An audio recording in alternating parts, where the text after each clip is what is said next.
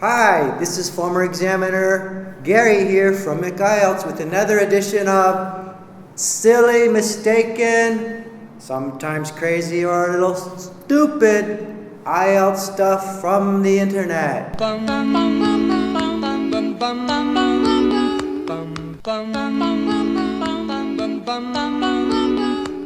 One day, a student asked me, Thank you, teacher.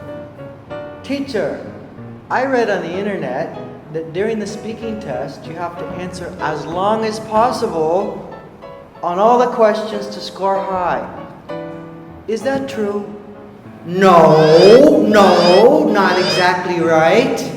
Actually, as long as possible means something like you would talk so long, so lengthy that perhaps your voice would get sore and you could no longer make any sound. So as long as possible is not exactly the right kind of wording here. Let me be a little clearer. Let's think of this in terms of 2 points.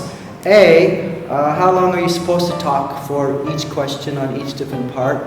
And B, does the length of your answer change for different parts of the test? So let's consider that now, and let's first think about fluency and coherence.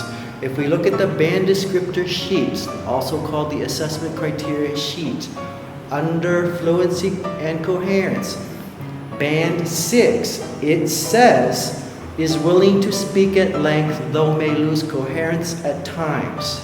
So, is willing to speak at length, is willing to speak at length. What does that mean? That means that the spirit of the test, the general idea of the test is to get language from you, the student, from you, the speaker.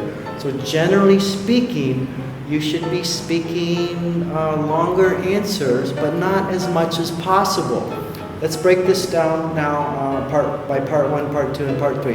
In part 1, there's up to 12 questions.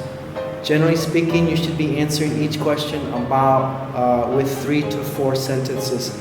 If 1 or 2 of the questions are 2 sentences, that's fine. And 2 or 3 or 4 of the questions are 5 or 6 sentences for your answer, that's fine. Generally speaking, again, it's around 3 or 4 sentences per answer.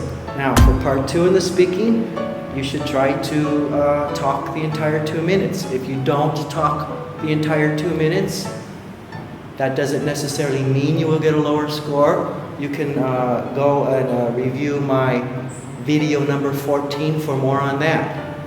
For part 2 again, you don't have to speak the full 2 minutes, but it's better if you do. Okay, try to talk the 2 minutes. If you don't, see my video number 14 about how to deal with that. And in part 3, that's where topic development is the most important.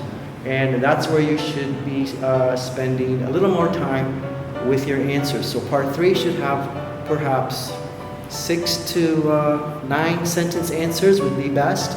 If you answer 3 or 4 sentence answers, that's not going to necessarily kill you, but the spirit of the test is to give language, and part 3 is your opportunity to give longer answers. Okay, and one more thing. There's also something called the introductory frame. The introduction, when the examiner begins the test. First question he will ask you is, what is your name?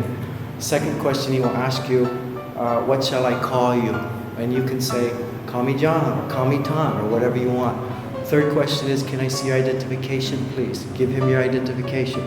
And another question in the beginning might be, it's up to the examiner to ask it or not, can you tell me where you're from? If he asks you where you're from, just say a simple short answer like Ho Chi Minh City, or Ho Chi Minh City, I've lived here my whole life.